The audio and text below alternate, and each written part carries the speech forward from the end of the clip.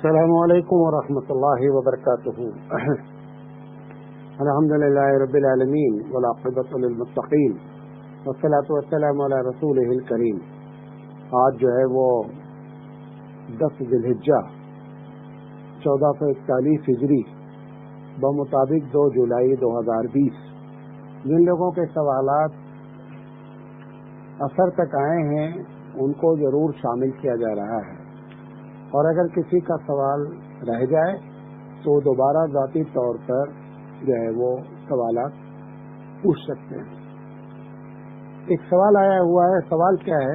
کل میں نے جو تقریر کی تھی درس حدیث میں، جس میں وسیلے کے بارے میں نے بات کی تھی، تو انہوں نے سوال کیا ہے کہ مولانا صاحب، آپ نے وسیلے کے بارے میں بتایا کہ آپ کی تقریر سننے سے یہ محسوس ہوا کہ وسیلہ جو ہے وہ اچھی چیز نہیں ہے، کچھ اور دلائل آپ دیں جس کی وجہ سے ہم کو اطمینان ہو جائے۔ ایک بات تو یہ بتا دیں کہ یہ میں اس بات کی کسی کی گارنٹی نہیں لیتا ہوں کہ میں آپ کو اطمینان دلا سکوں۔ میرا کام ہے قرآن حدیث کے مطابق بات کرنا۔ آپ کا دل مطمئن ہو جائے آپ شکر الہی کریں، دل نہیں مطمئن ہو جائے تو پھر ایسی شکل میں اپنا محاسبہ کریں کہ اگر قرآن حدیث سے ایک بات کہی جا رہی ہے تو آخر ہمارا دل کیوں مطمئن نہیں ہو رہا ہے؟ کہیں ایسا تو نہیں ہمارا دل قرآن حدیث سے اوپر جا رہا ہے؟ بہرحال میں چند باتیں اور آپ کے سامنے پیش کرتا ہوں۔ سب سے پہلی چیز یہ ہے کہ کسی کے نزدیک بھی وسیلہ افضل نہیں ہے، وسیلہ جائز ہے۔ لہذا جو جائز ہے وہ وسیلے کی بات کر رہا ہوں۔ جب افضل نہیں ہے تو افضل کو چھوڑ کر جائز پر عمل کرنے کی ضرورت کیا ہے؟ نمبر 1۔ نمبر 2، میں نے 2-3 لفظ استعمال کیے کہ امام صاحب، دعا کرنے والے، حضور کے وسیلے سے، بعض لوگ عبد القادر جیلانی رحمۃ اللہ علیہ کے وسیلے سے، واسطے سے، صدقے سے، یہ تمام لفظ استعمال ہوتا ہے۔ ان سے ایک دن پوچھا جائے کہ آپ اس کا معنی کیا لیتے ہیں؟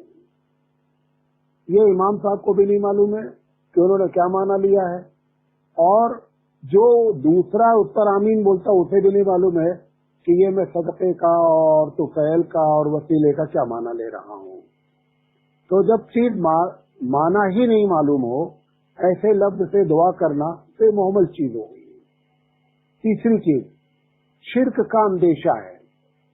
شرک کا یہ اندیشہ ہے کہ اگر مانگنے والے نے یہ نیت کر لیا کہ آپ میری دعا قبول کر لیں یہ تو شرک ہو جائے گا۔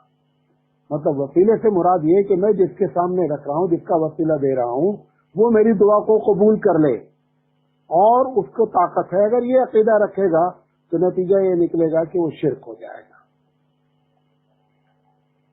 تیسری اور چوتھی چیز بڑی اہم ہے کہ میں دل میں دعا مانگ رہا ہوں۔ غور سے سنیے گا، میں دل میں دعا مانگ رہا ہوں یہاں بیٹھا ہوا ہبلی شہر میں کہ نبی کریم صلی اللہ علیہ وسلم یا کسی دوسرے شخص کے وسیلے سے اللہ میری دعا قبول کر لے، تو سوال یہ ہے کہ ہمارے دل کی بات کو وہ بندہ کیسے جانتا ہے کہ یہ ہمارا وسیلہ لے رہا ہے؟ وہ تو یہاں موجود نہیں ہے۔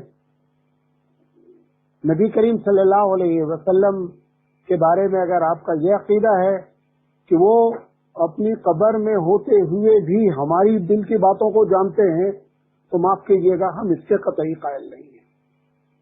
یہ شان صرف اللہ کی ہے۔ ہمارے دل میں کیا ہے وہ ہمارا رب جانتا ہے، بقیہ کوئی بھی نہیں جانتا، نہ کوئی سنتا ہے۔ اگر آپ دل میں نہیں، زبان سے بھی بولیں تو بھی کسی کے اندر اتنی طاقت نہیں ہے کہ ہو قبر میں، ہو بغداد میں، ہو ایک جگہ پر اور میری بات یہاں سے سن لے، یہ کسی کے بس کا نہیں ہے۔ میں اس پر دلیل ایک اور دے رہا ہوں۔ نبی کریم صلی اللہ علیہ وسلم نے فرمایا کہ جب لوگ درود پڑھتے ہیں میری قبر پہ آ کے تو میں سنتا ہوں۔ آپ نے فرمایا کہ اگر دنیا میں کہیں سے درود پڑھا جاتا ہے تو اللہ تعالیٰ نے بے شمار فرشتے ڈیوٹی لگا رکھی ہے اور وہ آ کر کے مجھ کو بتاتے ہیں کہ فلاں ابن فلاں نے درود پڑھا ہے۔ اب سوال یہ ہے کہ جب وہ بندہ آپ کے دل کی بات سنتا ہے تو یہ فرشتوں کو ڈیوٹی لگانے کی کیا ضرورت ہے؟ بات نہیں سمجھ رہے ہیں؟ فرشتوں کو ڈیوٹی لگانے کی کیا ضرورت ہے کہ آپ آ کر کے بتائیے کہ کس نے درود بھیجا ہے؟ یہ ہمارے رب کی شان ہے کہ وہ سب کو ایک ساتھ سنتا ہے. لہذا اس بنیاد پر بھی جو ہے اس سے یہ خطرہ ہے. اچھا، پانچویں بات کہ ایک آدمی جب انتقال کر جاتا ہے تو سوال یہ، وہ ایک زبان جانتا تھا اپنی زندگی میں، 2 زبانیں جانتا تھا، اب وہ کتنی زبانیں جاننے لگا کہ سب کے وسیلے کو سن کر کے دعا قبول کرے. ایک کنڑا والا ہے، کوئی اللہ والا مر گیا، اب اگر یو پی کا بندہ اس سے دعا مانگ رہا اس کے وسیلے سے، اس کو ہندی نہیں آتی ہے. ملیالم والا مانگ رہا ہے، اس کو ملیالم ہی نہیں آتی. عربی والا مانگ رہا ہے، اس کو عربی نہیں آتی. تو مرنے کے بعد کیا وہ کوئی کسی ایسی جگہ پر پہنچ جاتے ہیں جہاں پر ساری زبانیں بیک وقت وہ سیکھ لیتے ہیں؟ یہ بھی ایک پرابلم ہے. چھٹی بات یہ ہے کہ صحابہ رضی اللہ تعالی عنہم اجمعین کے بارے میں حضور نے فرمایا، چلو اس مسئلے میں اگر اختلاف مان لیا جائے کہ اختلاف ہے، سوال یہ ہے کہ اگر اختلاف ہے تو اختلاف کا حل حضور نے بیان کیا ہے کہ اگر مسئلے میں اختلاف ہو جائے تو میری بات ماننا اور میرے صحابہ کی. صحابہ دعا کیسے مانگتے تھے یہ جاننا چاہیے. صحابہ نے کبھی وسیلے سے دعا مانگی ہی نہیں. اس کی بعد نبی کریم صلی اللہ علیہ وسلم نے ہم کو سینکڑوں دعائیں سکھائی. مسجد میں داخل ہونے کی دعا، اللہم افتح لی ابواب رحمتک بوسیلۃ محمد صلی اللہ علیہ وسلم، یہ نہیں کہا کہ اللہ رحمت کا دروازہ کھول دیجئے محمد صلی اللہ علیہ وسلم کے وسیلے سے. یہ اللہ کے رسول نے ہم کو نہیں سکھلایا. کوئی بھی دعا، جتنی دعا آپ کو یاد ہے آپ دعا کی کتاب اٹھا لیجئے، کسی دعا میں اللہ کے رسول نے یہ نہیں کہا کہ جب تک وسیلے سے دعا نہیں مانگو گے تمہاری دعا نہیں قبول ہوگی. ایسی کوئی بھی دعا ہمارے پاس موجود نہیں ہے. لہذا یہ بھی ایک وجہ ہے جس کی وجہ سے میں نے یہ تقریر کی. ایک صاحب نے اسی سلسلے میں کہ قرآن مجید میں کیا کہا ہے. قرآن مجید نے کہا ہے ادعونی استجب لکم، لوگوں مجھے پکارو میں تمہاری دعا قبول کرتا ہوں. اللہ نے ڈائریکٹ کی بات کہی، وسیلے کی بات ہی نہیں کہی. دوسری جگہ اس نے کہا ہے کہ وَإِذَا سَأَلَكَ عِبَادِي عَنِّي فَإِنِّي قَرِيبٌ، کہ محمد اعظم نے میرے بارے میں یہ آپ سے پوچھے نا تو ان سے کہیے میں تو بہت قریب ہوں. کتنا قریب ہوں؟ قرآن میں ذکر کیا دوسری جگہ سورہ قاف میں کہ نحن اقرب الیہ من حبل الورید، کہ میں تمہاری گردن کی رگ سے زیادہ قریب ہوں. جب بندہ اپنے اللہ سے اتنا قریب ہے تو پھر کسی واسطے سے مانگنے کی کیا ضرورت ہے؟ اس طرح سے میں نے کہا، اور جو واسطہ میں نے جائز قرار دیا بتایا، میں نے نہیں قرار دیا. جو واسطہ قرآن حدیث سے جائز ہے وہ بھی میں نے آپ کے سامنے. بہرحال یہ وہ بنیادی وجہ ہیں جس کی وجہ سے یہ بات مجھے کہنی پڑی. یہ تو گویا کہ تقریر کا ایک جواب ہے. ایک صاحب نے سوال کیا ہے کہ مولانا صاحب یہ وسیلے میں جو بات آپ نے کہی کہ کوئی حدیث میں وسیلے کا ذکر نہیں ہے، یہ جو نماز کے بعد اذان کے بعد جو دعا پڑھی جاتی ہے اس میں وسیلے کا ذکر ہے. آتی محمد انل وسیلہ، یہ اردو والے بہت کنفیوز ہیں. یہ بات یاد رکھیں کہ اللہ کے رسول صلی اللہ علیہ وسلم سے پوچھا گیا کہ اللہ کے رسول آپ نے جو مجھے دعا سکھائی ہے کہ میرے لیے تم لوگ وسیلے کی دعا کرو، کہ وسیلہ کیا چیز ہے؟ اللہ کے رسول صلی اللہ علیہ وسلم فرمایا ہے کہ جنت کا یہ اعلیٰ مقام ہے. خود اللہ کے رسول صلی اللہ علیہ وسلم نے اس کی تشریح کر دیا، لہذا وسیلے کا معاملہ کیا ہو گیا؟ کلیئر ہو گیا. اور یہ بھی یاد رکھیں جو لوگ عربی گرامر جانتے ہیں ان کے لیے بتانا چاہتا ہوں، ہمیشہ وسیلہ جس کے واسطہ مانا ہے اس کے ساتھ بے لگا رہے گا. اردو والے بھی بولتے ہیں بواسطے فلاں، وہاں پر بھی بے لگا رہتا ہے. لہذا اگر وسیلے کے معنی میں رہے گا نا تو بے ضرور لگا ہوگا. جب تک بے نہیں لگا رہتا تب تک وسیلہ کے معنی نکلتے ہی نہیں ہے. ایک سوال آیا ہوا ہے، یہ بھی تقریر سے سن کر سوال کیا گیا ہے کہ مولانا مسلم سب ایک دوسرے کو غلط، باطل یا گمراہ قرار دیتے ہیں، ایسا کیوں ہے اور ہم کیا کریں؟ انہوں نے جو بات کہی ہے آپ جانتے ہیں، سب ایک دوسرے کو کیا بولتے ہیں؟ سب باطل بولتے ہیں. سارے مسلمان آپس میں ایک دوسرے کو باطل بولتے ہیں. ایک بہت بڑا رائٹر تھا جو ایک میگزین نکالتا تھا جس کا نام تھا پرتاپ. آزادی سے پہلے کی بات ہے. ایک مرتبہ اس نے ہیڈنگ لگا دیا کہ سارے مسلمان کافر ہیں. اس کے اوپر کیس ہو گیا. جب کیس ہوا تو جب عدالت نے پوچھا جج نے کہ ایسا تم نے کیوں لکھا، تو انہوں نے کہا تھا میں نے کچھ نہیں لکھا، سب ایک دوسرے کو کافر بولتے تھے، میں نے سب کو ملا کے لکھ دیا کہ سب کافر ہیں. میں نے کیا کیا؟ پھر اس نے ایک مزے کی بات کہی جو بڑا ہی ہمارے لیے نصیحت آموز ہے. اس نے کہا لیکن افسوس کی بات یہ ہے کہ ہم سب کافر مل کر ان کو مسلمان بولتے ہیں. ہم سارے کافر مل کر ان کو مسلمان بولتے ہیں، یا آپس میں ایک دوسرے کو کافر بولتے ہیں، یہ ایک الگ بات ہے، لیکن ہم سارے کافر جانتے ہیں یہ مسلمان ہیں. تو یہ جو بات ہے ایک دوسرے کو جو باطل بولتے ہیں، اس کی آپ کو وجہ بتا دیتا ہوں. حدیث میں کیا آتا ہے کہ جیسے ایک آدمی کو آپ نے کہا چور، کیا کہا؟ یہ گاؤں والے چور. اب گاؤں میں سارے چور تو ہیں نہیں. یا یہ کسی شخص کو آپ نے کہا چور اور وہ چور نہیں ہے، یا کسی قوم کو آپ نے کہا ایسی بدتمیز ہے، چور ہے، فلاں ہے، اور وہ نہیں ہے، یا اس میں سے چند لوگ شریف ہیں. تو حدیث کہتا ہے کہ جب کسی پر الزام لگایا جاتا ہے نا تو وہ دعا اللہ کے عرش پہ جاتی ہے اور وہاں سے پلٹ کر آ کر اس آدمی پر لگتی ہے جس نے الزام لگایا ہے، اور وہ بھی دنیا میں چور ہو کر کے مرے گا. اب ہم نے کیا کیا؟ مطلق سب کو غلط کہا. اس میں کچھ لوگ صحیح رہے ہوں گے، وہ دعا ہم پر پلٹ کر لگ گئی. اب دوسرے نے بھی ہم کو غلط کہا، اس میں کچھ لوگ صحیح تھے، لہٰذا اس کے اوپر پلٹ کر لگ گئی. لہٰذا سارے کے اوپر عرش الہی سے واپس آ کر دعا اس کے اوپر سیٹ ہو گئی. بات سمجھے میری؟ تو یہ جو سارے لوگ ایک دوسرے کو کافر بولتے ہیں اس کی بنیادی وجہ میں سے ایک وجہ یہ ہے. پھر سوال کیا گیا ہے کہ مولانا صاحب کیا پھر ایسی شکل میں کسی غلط کو غلط نہ کہا جائے؟ ایک سوال ہے، اس کا جواب کئی مرتبہ میں دے چکا ہوں. ہمارا کہنا ہے کہ غلط کو غلط ضرور کہا جائے. یہ تو مداہنت فی الدین ہوگی، یعنی دین میں مداہنت کرنا. مداہنت کا مطلب یہ ہوتا ہے کہ ایسی لچک پیدا کرنا، گائے دودھ دیتی ہے بیل دیتا ہوگا. یہ تو منافقت والی بات ہے. دیکھیں، غلط کو غلط کہنا چاہیے، لیکن جب ایک آدمی کے بارے میں کچھ لوگ کہہ رہے ہیں غلط ہے، کچھ کہہ رہا صحیح ہے، تو پھر ایسی جگہ پر آپ جو ہے اپنی زبان خاموش رکھیں، نہیں بولیں.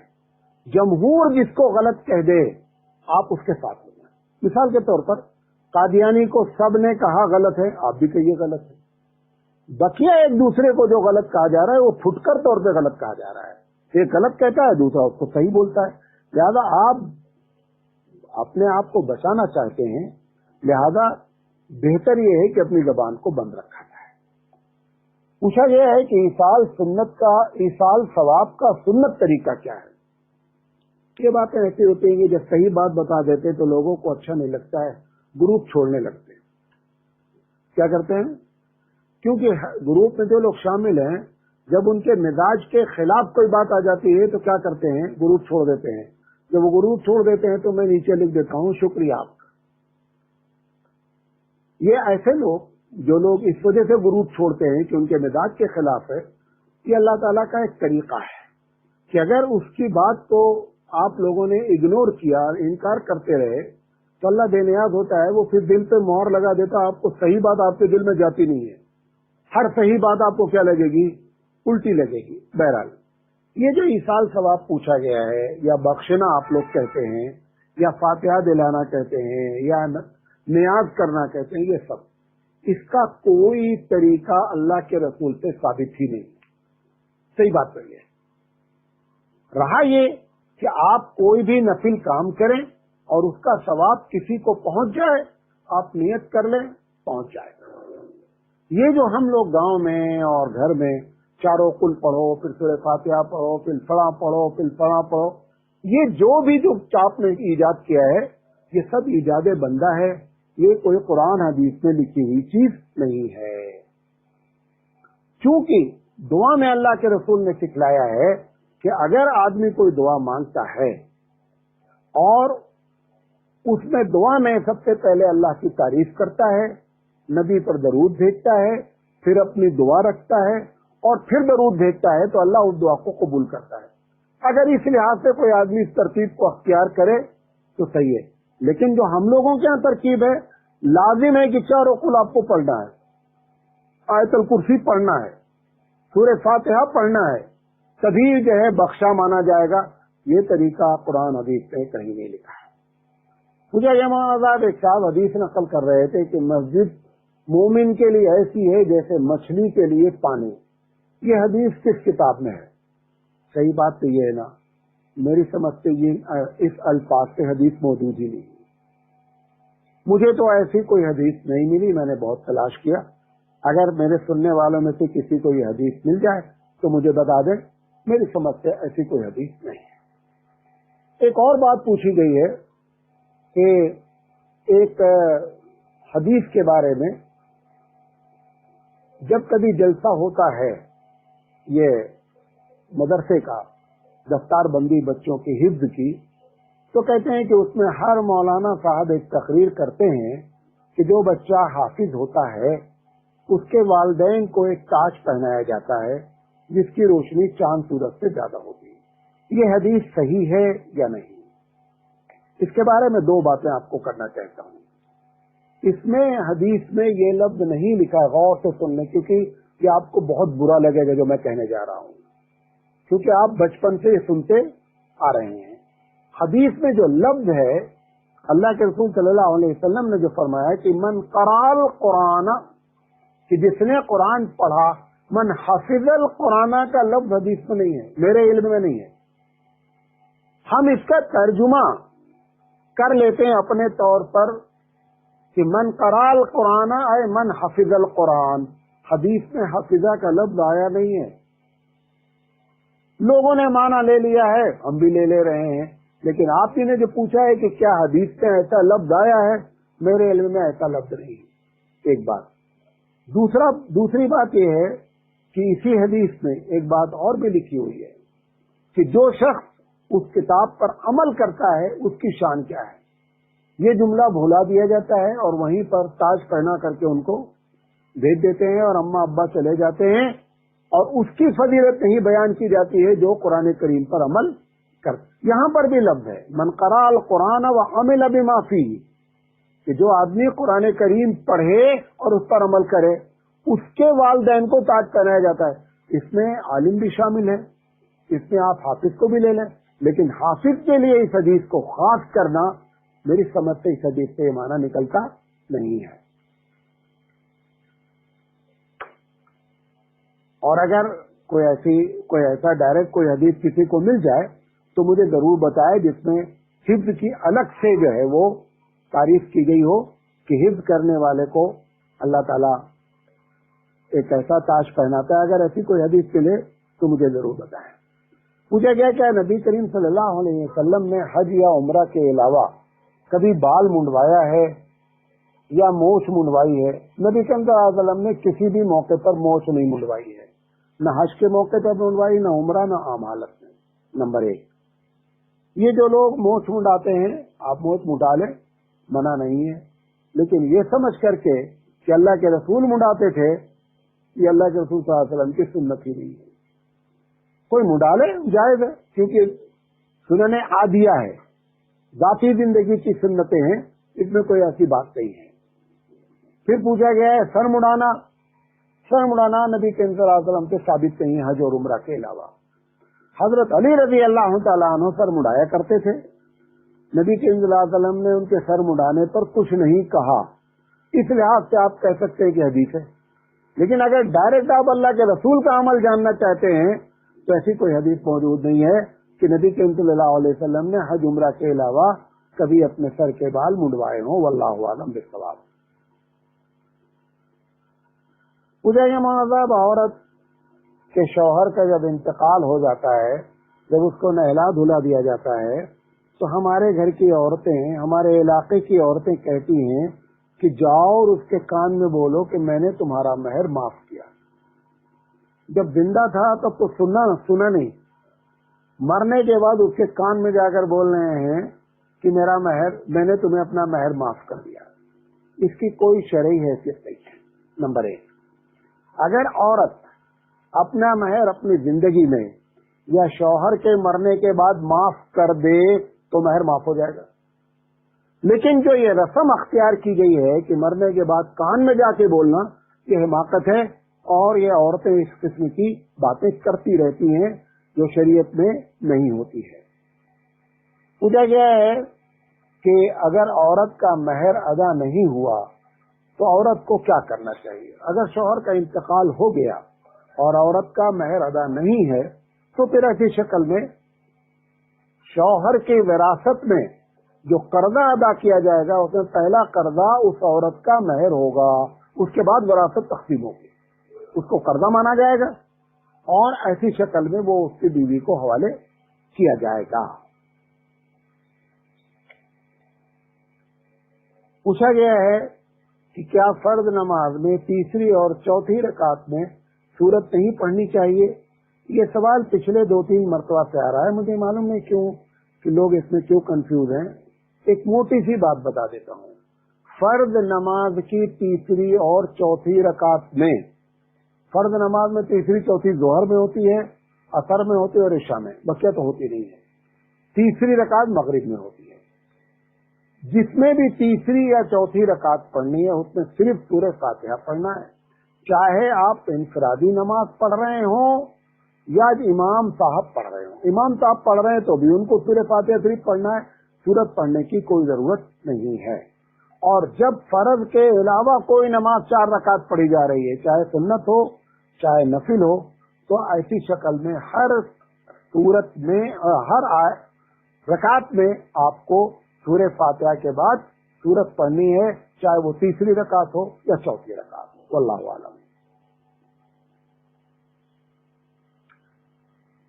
ایک صاحب نے پوچھا ہے کہ مسجد میں لوگ ماسک لگا کر نہیں آ رہے ہیں، سوشل ڈسٹینس کا خیال نہیں رکھ رہے ہیں، اس لیے میں نماز پڑھنے نہیں جا رہا ہوں، تو کیا میں جماعت کا چھوڑنے والا کہلاؤں گا؟ دیکھیں، اس کو سمجھ لیں. یہ جو مسئلہ ہے، اگر آدمی صحیح معنی میں اس وجہ سے نہیں جا رہا ہے تو یہ تارک جماعت نہیں کہلائے گا.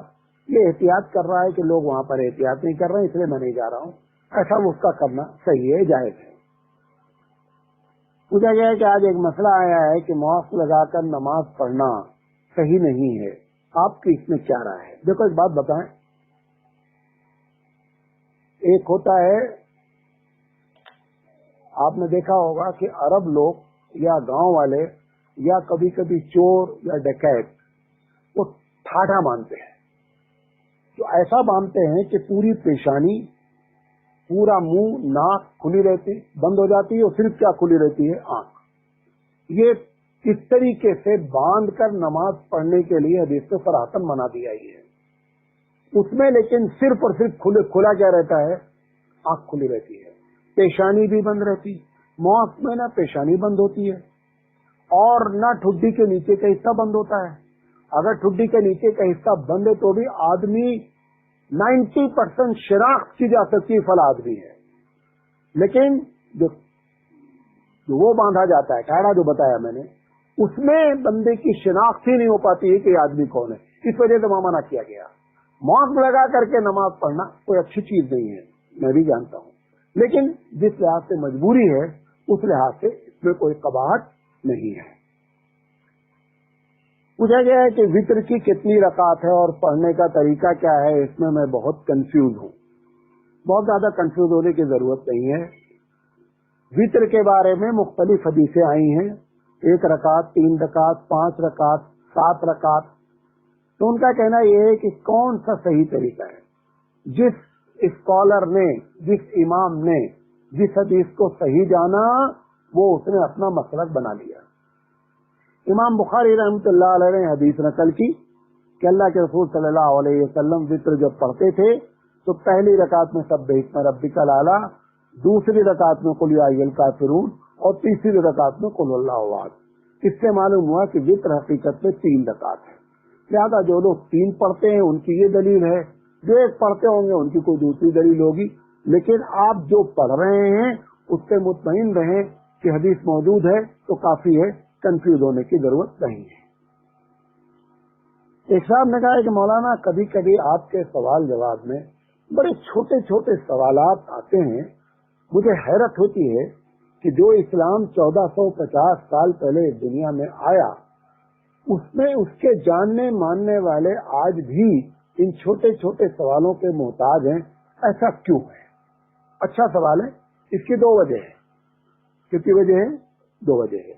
حبیب مصطفیٰ صلی اللہ علیہ وسلم نے اپنے امت کی تربیت کا 2 طریقہ اختیار کیا تھا. کتنا طریقہ تھا؟ یعنی مسلمانوں کی اصلاح اور مسلمانوں کو دین سمجھ میں آ جائے، اس کے لیے آپ کا 2 طریقہ تھا. پہلا طریقہ یہ تھا کہ قرآن کریم کے درس مختلف اوقات میں قرآن کی کوئی آیت پڑھ لی گئی، اس کی تشریح کر دی گئی. نمبر 2، اللہ کے رسول صلی اللہ علیہ وسلم جمعہ کے دن جو اس وقت کے حالات اور مسائل ہوتے تھے اس پر ہر جمعہ میں آپ تقریر فرماتے تھے اور اس کے ذریعے لوگوں کو معلومات ہو جاتی تھی. آج کیا ہوا معاملہ؟ قرآن کریم کو ہٹا دیا گیا مسجد سے. مسجد میں قرآن کریم تفصیل سے پڑھی نہیں جاتی، تو 50% تو اب آپ کو باتیں معلوم نہیں اللہ نے کہا کیا ہے. اور جو دوسرا طریقہ تھا نبی کا کہ جمعہ میں حالات حاضرہ پہ بات کرنا، مسائل پر بات کرنا، پبلک جس چیز سے دو چار ہے اس پر بات کرنا، آپ نے اس کو بھی محدود کر دیا اور ایسے لوگوں کو لا کر کے امامت دے دی، خطابت دے دی کہ جن کے اندر صلاحیت نہیں ہے، لہذا نہ قرآن کے ذریعے صحیح علم پا رہا ہے اور نہ جمعہ کے خطبے کے ذریعے، لہذا چھوٹی چھوٹی باتیں بھی ہم کو معلوم نہیں ہے. یہ بنیادی وجہ ہے. پوچھا گیا کہ عشاء کے فوراً بعد تہجد پڑھ سکتے ہیں؟ عشاء کے فوراً بعد تہجد کا وقت نہیں ہوتا ہے. تہجد کا افضل وقت یہ ہے کہ آدمی عشاء کی نماز پڑھے، سو جائے، پھر اٹھ کر کے دوبارہ کیا ہے وہ نماز پڑھے. یہ تہجد کی نماز کہلاتی ہے اور یہی افضل نماز ہے. ایک سوال ہے مولانا صاحب، بریلوی مسلک والوں کی تعداد دنیا میں زیادہ کیوں ہے دیوبندیوں کے مقابلے میں؟ اس کی کیا وجہ ہے؟ غور سے سنیے گا. جب آدمی پیدا ہوتا ہے تو ان پڑھ ہوتا ہے یا پڑھا لکھا ہوتا ہے؟ ان پڑھ ہوتا ہے. بریلوی مسلک کے نام پر، میں بریلوی مسلک نہیں بولنا علماء کو، بریلوی مسلک کے نام پر پورے بھارت میں، پاکستان میں، بنگلہ دیش میں جو چیزیں کی جاتی ہیں اس میں علم کی ضرورت نہیں ہے. مطلب آپ کو محرم میں ڈھول بجانا ہے، بجا لو بھائی. جتنی خرافات عرس میں کرنا ہے عورتوں کے ذریعے کر لے بھائی. وہ عورتیں ہیں، وہ مرد عرس میں شامل ہوتے ہیں جو سورہ فاتحہ بھی پڑھ نہیں سکتے ہیں.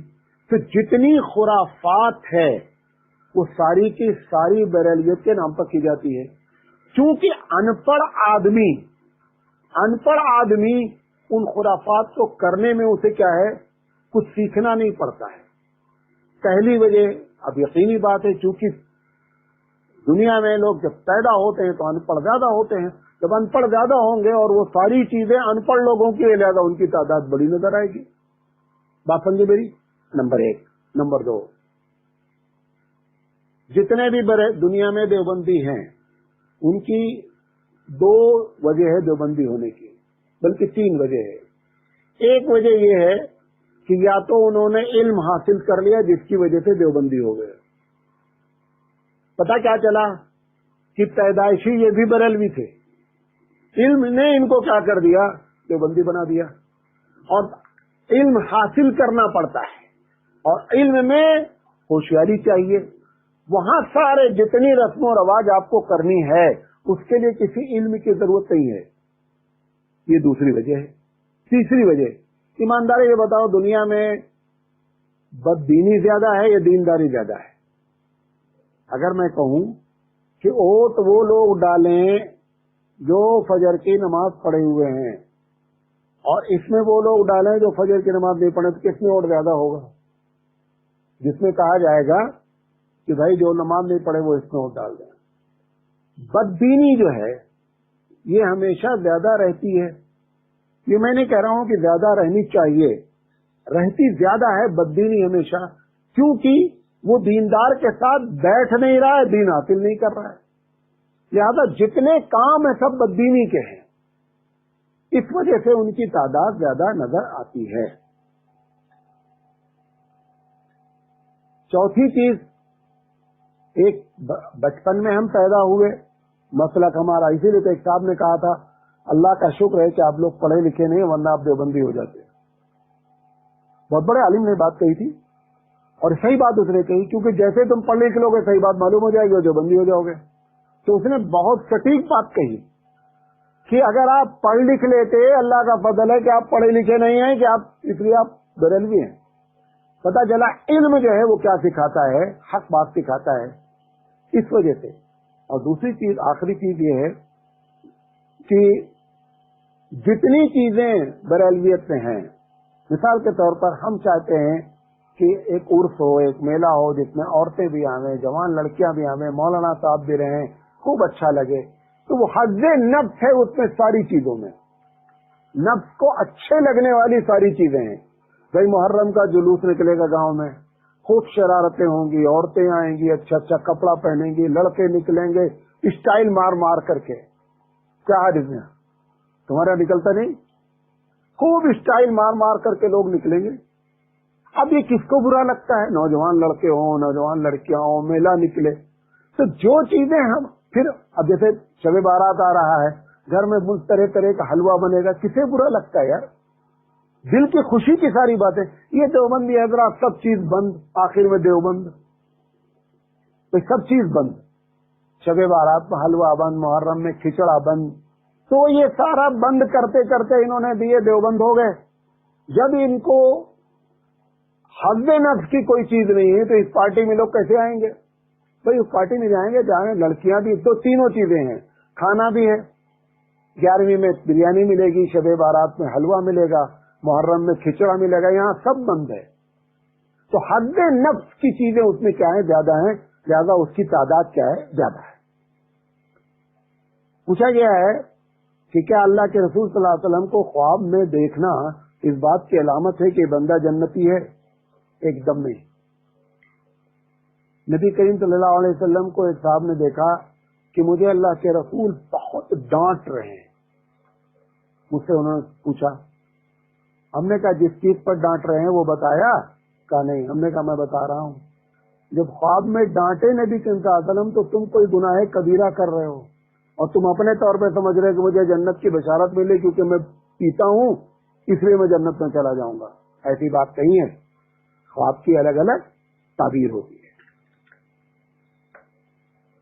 एक साहब ने पूछा, मौलाना साहब मैं आज घर पैसा भेजने के लिए निकला, सऊदी से सवाल आया है, मैं घर पैसा भेजने के लिए निकला और रास्ते में जो है उसमें 40 रुपए सदक़े का था और बकिया पैसा जो है घर भेजना चाहते थे।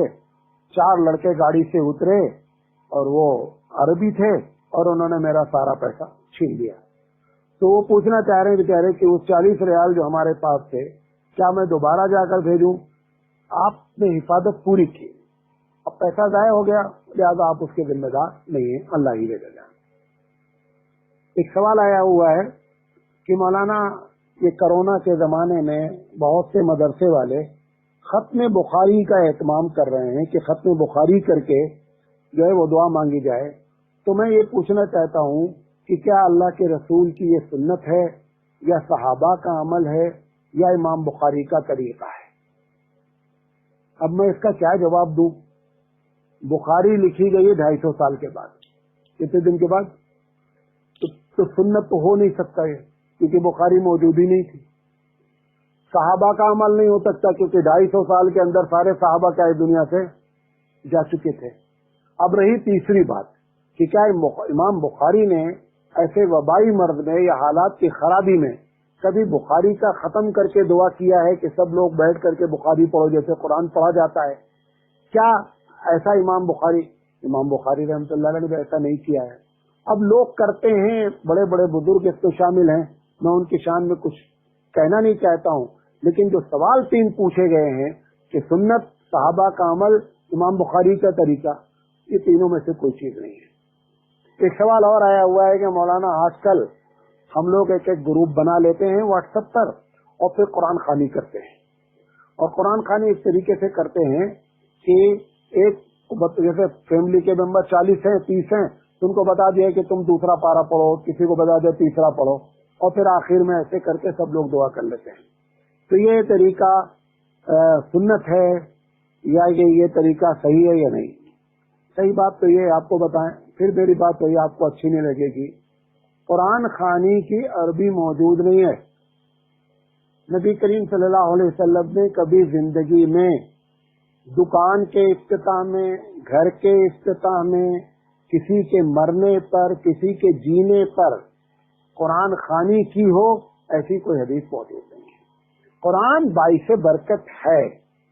कुरान पढ़कर उसका सवाब किसी को, जिंदा मुर्दे को पहुंचाया जा सकता है। लेकिन ये एहतमाम करना कि तुम पहला पढ़ो, पांचवा पढ़ो, आज पढ़ो, जुमेरात को पढ़ो, ये सारी चीज सुन्नत के खिलाफ है। कोई ऐसी बात सुन्नत से साबित नहीं है। मुझे क्या मालूम, हमारे इलाके में जब कोई काम करना होता है तो पहले हम लोग मिलाद करते हैं। जैसे मंगनी करना है तो पहले मिलाद करते हैं, निकाह करना है तो पहले मिलाद करते हैं, या ये कोई पहली तनख्वाह पाता है तो मिलाद करते हैं, या कोई पहले दिन सर्विस ज्वाइन करने जाता है तो हम मिलाद करते हैं। आप जितनी भी मिलाद करते हैं सारी मिलाद आपकी अपनी है। ये कोई तरीक़े रसूल नहीं है, सीधी सी बात है। क्योंकि आपने पूछा है कि क्या ये सुन्नत है, ये कतई सुन्नत नहीं है। नबी करीम सल्लल्लाहु अलैहि वसल्लम की पैदाइश, बुखारी, मुस्लिम, तिरमिजी हदीस की जितनी किताबें हैं उसमें नबी करीम सल्लल्लाहु अलैहि वसल्लम के बारे में बहुत कुछ है, लेकिन किसी भी मुहद्दिस ने ये बाब नहीं बांधा है कि ईद मिलादुन नबी का बाब, ईद मिलादुन नबी या मिलादुन नबी या मिलादुन नबी का कोई बाब किसी भी किताब में मौजूद नहीं है। पूछा गया मतलब एक बैंक से लेकर, सूद लेकर इमाम और मुअज्जिन और मस्जिद का खर्चा चलाया जा सकता है कि नहीं। बड़े अफसोस की बात है कि इमाम की तनख्वाह और मुअज्जिन की तनख्वाह के लिए बैंक से सूदी लोन लिया जाए और उनकी तनख्वाह दी जाए। ये बहुत ही जो है वो अफसोसनाक बात है। अगर मस्जिद है तो कम से कम वहाँ 100 घर होंगे। एक मस्जिद जहाँ होती है कम से कम 100-200 घर होते हैं। 100-200 घर वालों को चाहिए, भाई लॉकडाउन की वजह से हालात खराब हैं, लेकिन आप अपने घर का खर्चा जैसे चला रहे हैं वैसे अल्लाह के घर का खर्चा चलाएं। मेरी समझ से सूद लेकर के मुअज्जिन और इमाम की तनख्वाह देना सही नहीं है। पूछा गया कि गैर आलिम अगर वाज करना चाहे तो क्या शर्त है। देखिए, गैर आलिम तो मुराद ये जिसके अंदर सलाहियत हो। हम उसको आलिम नहीं मानते हैं जो फारिग हो। आलिम तो वो होता है जो जानता हो, जो इल्म रखता हो। अगर कोई एक गैर आलिम है और वो तकरीर करने का बड़ा शौकीन है तो गैर आलिम से मुराद वही है कि उसको कुरान हदीस का डायरेक्ट इल्म नहीं है, डायरेक्ट वो कुरान हदीस समझ नहीं सकता है। अगर ऐसे आदमी को अपने गांव में या कहीं भी वाज कहना पड़े तो फिर उसका 3 तरीका है। पहला तरीका ये है कि जो वाज आपको करना है किसी की पढ़ लीजिए और याद कर लीजिए और उसका नाम लेकर बयान कर लीजिए, नंबर 1। नंबर 2, उसी जो टॉपिक पर बात करनी है बहुत से हमारे उलमा की किताबें हैं बयानात पर, वो किताब उठा लें और उठा करके क्या कर दें, उन्हीं को सुना दे लोगों को। ये दूसरा तरीका है। और तीसरा तरीका ये है कि अगर आपके अंदर सलाहियत है तो जो बातें कहें वो हवाले से बयान कर दें कि भाई ये मैंने फलां किताब से पढ़ा है। इस तरीके से बात की जा सकती है। लेकिन ये जो जुमला इस्तेमाल किया जाता है, हमने बड़ों से सुना, बड़ों से सुना, ये बड़ों से सुना कह करके कयामत में कोई बच नहीं पाएगा कि अल्लाह मैं तो बड़ों से सुना इसलिए बोल दिया। ये हमारी जिम्मेदारी होती है कि हम बड़े से सुने या छोटे से सुने। हमको चाहिए कि हम जब कोई बात तबलीग कर रहे हैं तो हमको तहकीक होनी चाहिए कि ये बात सही है या नहीं है।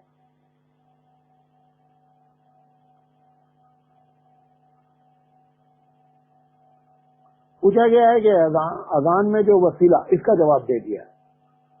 पूछा गया है कि बाद लोग अजान मौलाना साहब ऐसी देते हैं, इतना खींचते हैं पता ही नहीं चलता कि कौन सा लफ्ज बोल रहे हैं। ये अजान का तरीका सुन्नत के खिलाफ है। इतना मद निकालना کہ تجدید والا بھی نہ جانے کہ کتنا مد نکل رہا ہے. ارے مد کی ایک لمٹ ہے بھائی. اتنا لمبا مد نکالتے ہیں کہ یہی نہیں، یہ پتہ پانا مشکل ہے کہ کس لفظ کو یہ کھینچ رہا ہے. یہ صحیح طریقہ نہیں ہے، اور ایسے مؤذن کی اصلاح کرنی چاہیے اور اس کو بتانا چاہیے کہ جو آپ کر رہے ہیں صحیح نہیں ہے. پوچھا گیا قرآن میں سورت کا نام کس نے دیا، اللہ نے یا رسول نے؟ زیادہ تر لوگوں کی رائے یہ ہے کہ نام سارے کے سارے اللہ کی جانب سے آئے ہوئے ہیں. پوچھا گیا ہے کہ ہمارے پاس 7.5 تولہ سونا کی قیمت کے برابر پیسہ ہو. 7.5 تولہ سونے کی قیمت 3.5 لاکھ ہوتی ہے، لیکن اس کی قیمت کے علاوہ ہمارے پاس 1.5 لاکھ اور ہے، یعنی ٹوٹل ہمارے پاس 5 لاکھ روپے ہیں. تو زکوٰۃ ہم 3.5 تولہ گھٹا کر کے صرف 1.5 لاکھ پر زکوٰۃ دیں گے یا 5 لاکھ پر زکوٰۃ دیں گے؟ یہ بہت سے لوگوں کو کنفیوز ہے کہ 7.5 تولہ کے بعد ہم کو زکوٰۃ دینی ہے. ایسا نہیں ہے. 7.5 تولہ سونا ہو گیا تو اس میں زکوٰۃ میں شامل ہے. لہذا ٹوٹل 505 لاکھ جو پورا آپ کے پاس ہے، ٹوٹل پر کیا کرنی ہے؟ زکوٰۃ دینی ہے. پوچھا گیا غیر مسلم کے ہوٹل میں کھانا کھا سکتے ہیں کہ نہیں؟ ہمارے نزدیک اگر غیر مسلم جو چیز پکایا ہے وہ چیز حلال ہے تو کھا سکتے ہیں، اس میں کوئی قباحت نہیں ہے. امام اعظم علیہ الرحمہ کے نزدیک انسان پاک ہے. پوچھا گیا ہے کہ بارات کا شرعی حکم کیا ہے؟ جب ہماری بارات کا معاملہ آیا تو یہ فتویٰ پوچھا ہم نے ندوۃ العلماء سے. ایک صاحب نے پوچھا، اور تب ہم بھی اتنے بڑے مولوی نہیں تھے اور نہ اتنی زیادہ باتیں معلوم تھیں، نئے نئے فارغ ہوئے تھے، نئی نئی شادی ہو رہی تھی. تو بارات کا معاملہ تھا تو ایک صاحب نے ندوے سے فتویٰ لیا. تو انہوں نے جو فتویٰ دیا اس وقت، یہ بات کر رہا ہوں آپ کو 1988 کی، فتویٰ یہ آیا کہ بارات مباح ہے. بارات کیا ہے؟ مباح ہے. یعنی کوئی جائے گا تو گناہ نہیں ہے، نہیں جائے گا تو بھی کوئی گناہ نہیں ہے. نہ ثواب ہے نہ گناہ ہے. مباح کا مطلب نہ ثواب ہے نہ گناہ ہے. اب اگر اس کے اندر کوئی شرارت ہوتی ہے بارات میں تو وہ شرارت کا گناہ ملے گا.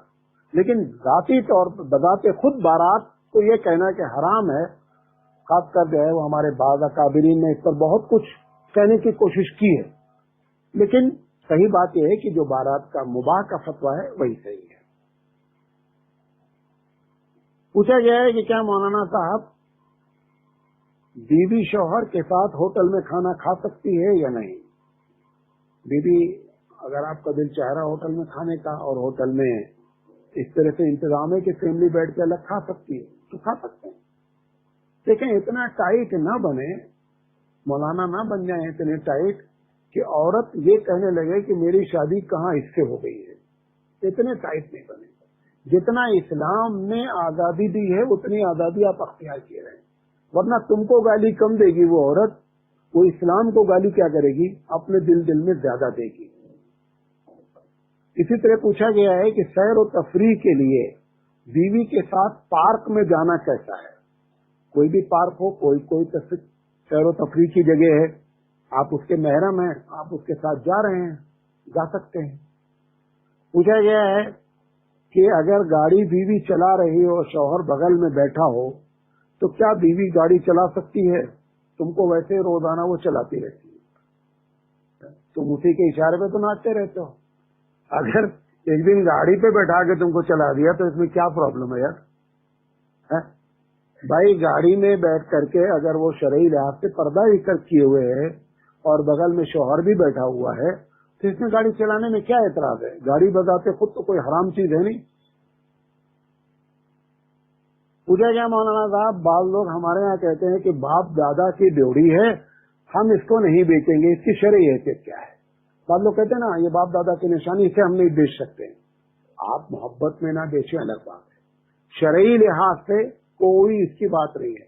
کتنے لوگ اسی میں مر گئے اور زندگی ان کی برباد ہو گئی. اگر وہ چاہتے تو اپنی زندگی سکون سے گزار لیتے. نہیں باپ دادا کی نشانی ہے، اور اس کو بیچے گا کون؟ پوتا انشاءاللہ بیچے گا، اور تم بڑھ گئے اسی بربادی میں، تم برباد ہو گئے. اب پوتا جو ہے نا وہ دادا کی نشانی شان سے بیچ کر کے موج کرے گا اور تم زندگی میں پریشان رہے. پوچھا گیا ہے کہ کیا اگر غسل کیا گیا غسل جنابت تو اور ساری شرطوں کے ساتھ کیا جائے, تینوں فرائض ادا کیے گئے, غسل میں جو 3 فرائض ہیں, ناک میں پانی ڈالنا, کلی کرنا اور پورے بدن کو بھگونا, یہ سارا کیا.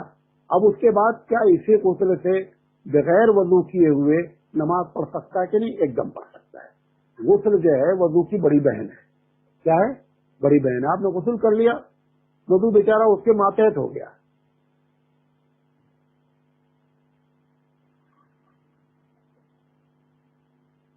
پوچھا گیا ہے کہ گھر لینے کے لیے ہم نے اپنا گھر کرائے پر دیا ہے اور ڈپازٹ کی ایک رقم رکھی ہے, تو کیا وہ ڈپازٹ کی رقم امانت ہے, ہم اس کو استعمال نہیں کر سکتے ہیں؟ کیا کر سکتے ہیں؟ استعمال کی جا سکتی ہے. پوچھا گیا ہے کہ ہیوی ڈپازٹ یعنی بڑی رقم ڈپازٹ پہ لی گئی ہے اور اس شرط پر کہ اگر ہیوی ڈپازٹ دے گئے تو تم کو کرایہ دینے کی ضرورت نہیں ہے اور ہم 2 سال کے بعد یا کچھ دن کے بعد آپ کی یہ رقم واپس کر دیں گے, تو کیا ہمارا کرایہ نہ دینا جائز ہے؟ سود ہے, حرام ہے. آپ ہیوی رقم دیں یا چھوٹی رقم دیں ڈپازٹ کے طور پر, جو اس کا کرایہ بنتا ہے وہ کرایہ ہر حال میں ادا کرنا چاہیے. پوچھا گیا مولانا صاحب گھر میں بلی وغیرہ پالی جاتی ہے اور وہ بلی پیشاب کرتی ہے, پاخانہ کرتی ہے اور اس کے بعد وہ طہارت تو کچھ ہوتی نہیں اس کی, یعنی وہ پانی تو لیتی نہیں ہے. مکلف انسان ہے. مکلف کون ہے؟ انسان ہے. اور آپ کو مزے کی بات یہ بتاویں, اللہ نے ان کے اندر ایسی چیز رکھی ہے کہ جب وہ پیشاب سے فارغ ہوتی ہے نا تو تمہاری طرح جو ہے نا پیشاب کرنے کے بعد بھی قطرات ٹپکتے رہے, ایسا نہیں ہوتا ہے. ان کا پیشاب کیا اور پیشاب کرنے کے بعد سخت ہو جاتا ہے. ایسے ہی ٹوائلٹ کرتے ہیں تو سخت ہو جاتا ہے, کھنچ جاتا ہے اور پھر ایک دم صاف ہو جاتا ہے.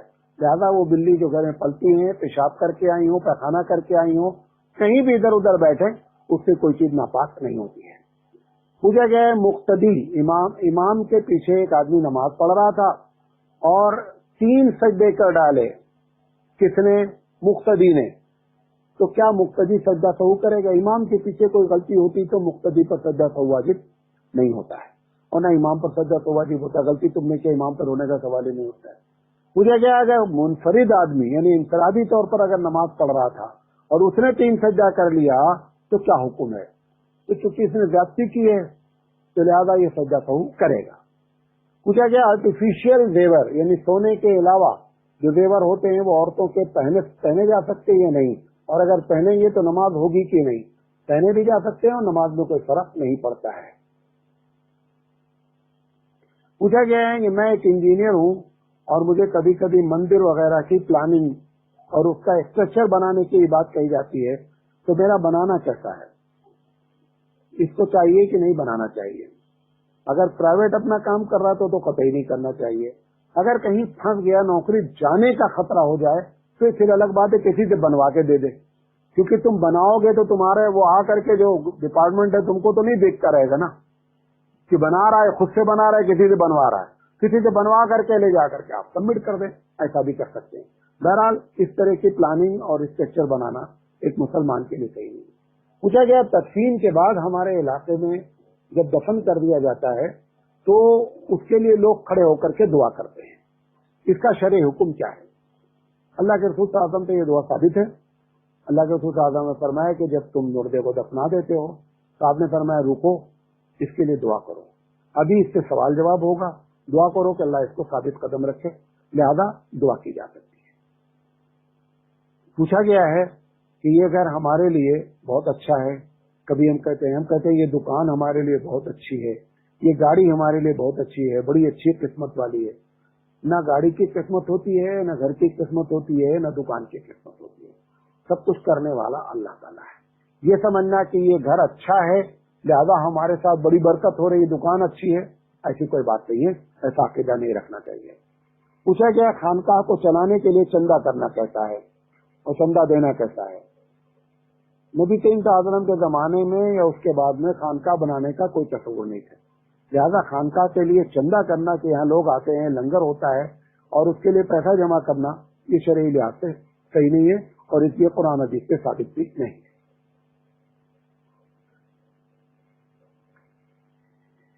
مجھے جماعت صاحب آپ برابر یہ بات کہتے ہیں کہ کسی کو باطل نہ کہا جائے. میں یہ بات نہیں کہتا ہوں بھائی، اس کے پہلے بھی بتایا جس کو سب لوگ باطل کہتے ہیں اس کو ہم بھی باطل کہتے ہیں. ہم یہ کہتے ہیں کہ جس مسئلے میں اختلاف ہو، کچھ لوگ کسی کو صحیح کہتے ہیں، کچھ لوگ غلط کہتے ہوں، ایسی شکل میں آپ جو ہے نا وہ اپنی جان بچائیں اور بے مطلب باطل گمراہ غلط کہہ کر کے، کیونکہ اگر آپ نے کسی کو گالی دی، کسی کو باطل کہا تو قیامت میں آپ سے ضرور سوال ہوگا کہ آپ نے باطل کیوں کہا، اس کی دلیل دیں. ہم نے اگر کسی کو غلط نہیں کہا تو پروردگار عالم قیامت میں ہم سے یہ نہیں پوچھے گا کہ آپ نے اس کو غلط کیوں نہیں کہا. تو سیف کون ہے؟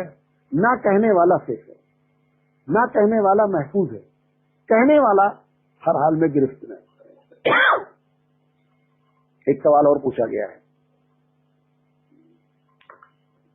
کیا آپ نے فرمایا کہ جو کام، یہ کل پچھلے جمعرات کے سوال جواب میں آپ نے فرمایا کہ جو کام نبی کے زمانے میں نہیں ہوا ہے وہ آپ کر سکتے تھے، اللہ کے رسول کر سکتے تھے، پھر بھی اگر انہوں نے کام نہیں کیا ہے تو پھر ہم کو وہ کام نہیں کرنا چاہیے. پچھلی مرتبہ بات ہوئی تھی نا کہ کوئی بھی کام جو اللہ کے رسول اپنے زمانے میں کر سکتے تھے اور انہوں نے نہیں کیا، لہذا اب اگر کوئی آدمی کر رہا ہے تو وہ صحیح نہیں ہے. تو انہوں نے کہا ہے کہ مولانا صاحب اگر یہ ایک فارمولہ مان لیا جائے تو اس فارمولے کے خلاف کچھ باتیں ہیں، اس کی وضاحت کریں. انہوں نے کہا کہ تراویح اللہ کے رسول پڑھ سکتے تھے جماعت سے اور نہیں پڑھا ہے، اور آپ پڑھتے ہیں. نمبر 1. نمبر 2، نبی کریم صلی اللہ علیہ وسلم کے زمانے میں جمعہ کی ایک اذان ہوتی تھی. حضرت عثمان کے زمانے میں 2 اذان ہوئی، حضور دوسری اذان دینا چاہتے تو دے سکتے تھے، نہیں دیے. ابو بکر صدیق رضی اللہ تعالیٰ عنہ نے قرآن کریم کو جمع کیا. حضور بھی اگر اپنے زمانے میں جمع کرنا چاہتے تو قرآن مجید کی تدوین یعنی جمع کر سکتے تھے. تو یہ اصول ٹوٹ رہا ہے. آپ نے جو بتایا ہے وہ اصول، بات میری سمجھے نہیں سمجھے، ٹوٹ رہا ہے. اس کا جواب سن لیں. یہ بات صحیح ہے کہ پوری بات نہیں ہوئی. میں پھر سے کہہ رہا ہوں کہ جو کام اللہ کے رسول اپنے زمانے میں نہیں کر سکتے تھے، جو کام اللہ کے رسول اپنے زمانے میں کر سکتے تھے اور نہیں کیا ہے تو ہم کو نہیں کرنا چاہیے. اب یہ جو مثالیں دی گئیں، تراویح پڑھ سکتے تھے نہیں پڑھا، قرآن جمع کر سکتے تھے نہیں جمع کیا، اذان دے سکتے تھے نہیں، ایسے ہی 2-3 مسئلے اور کل ملا کے 5-6 مسئلے ہیں. یہ 5-6 مسئلے میں نبی کریم صلی اللہ علیہ وسلم کی دوسری حدیث موجود ہے. کیا ہے؟ حضور نے فرمایا کہ جب کسی مسئلے میں اختلاف ہو جائے تو میری بات مانو اور میرے صحابہ کی. لہٰذا صحابہ کا عمل کیا ہے؟ حجت ہو گیا. یہ جتنے واقعات نقل کیے گئے سب میں کون ہے، کس کی جانب سے آیا ہے؟ صحابی کی جانب سے آیا ہے. دوسری چیز، اللہ کے رسول صلی اللہ علیہ وسلم نے فرمایا کہ میری بات مانو اور خلفائے راشدین کی بات مانو. تو خلفائے راشدین نے یہ کام کیا ہے، لہذا اب آپ اس طریقے سے کر لیں کہ جو کام اللہ کے رسول صلی اللہ علیہ وسلم کے زمانے میں نہیں ہوا جو وہ کر سکتے تھے اور اس کے بعد صحابہ نے بھی نہیں کیا تو وہ کام کرنا قطعی جائز نہیں ہے. حضور کے زمانے میں نہیں ہو سکتا تھا، لیکن اگر صحابہ نے اس کام کو عمل کر دیا ہے تو اس کو کیا جا سکتا ہے، اس میں کوئی قباحت نہیں ہے. الحمدللہ رب العالمین.